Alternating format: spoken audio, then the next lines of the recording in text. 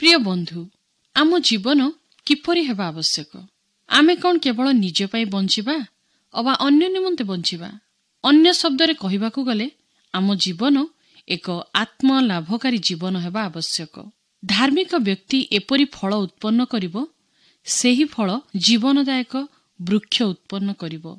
जेपरि कुहा जाए, फल द्वारा गछ चिन्हा जाए। जदि आमे जीशु ख्रीष्टंकु आम हृदय रे स्थान देइछु, प्रभु जीशुଙ୍କ पवित्र रक्त द्वारा आम पाप धौत और परिष्कृत होईछि, तेबे आमे धार्मिक हेबा और अन्य मानकु धर्म पथरे कढ़ेई नेबा।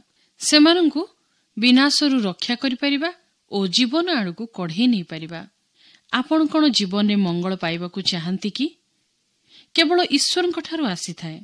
जेउ माने दुष्टाचरण करंती सेमाने हुएत अल्प काल पई वृद्धि पाइबे, किंतु मने रखंतु सेमानंको शेष दशा भयंकर हबो।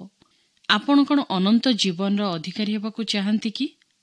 धार्मिकतार पथरे चालंतु, जहा आपणकू जीवन आड़कू कढ़ेई नै परिबो। तेणु ईश्वर तांको पवित्र वाक्य बाइबल रे ए कथा कहंती, धार्मिकता रूप पथरे जीवन थाए, पुणी तहिर गमन मार्गरे मृत्यु न थाए। धार्मिकर फल जीवनदायक वृक्ष अटे। पुणी जे ज्ञानवान से आत्मा लाभ करे। सत् लोक सदाप्रभुଙ୍କ ठारू अनुग्रह पाइब, मात्र कुकल्पनाकारी को से दोषी करिवे।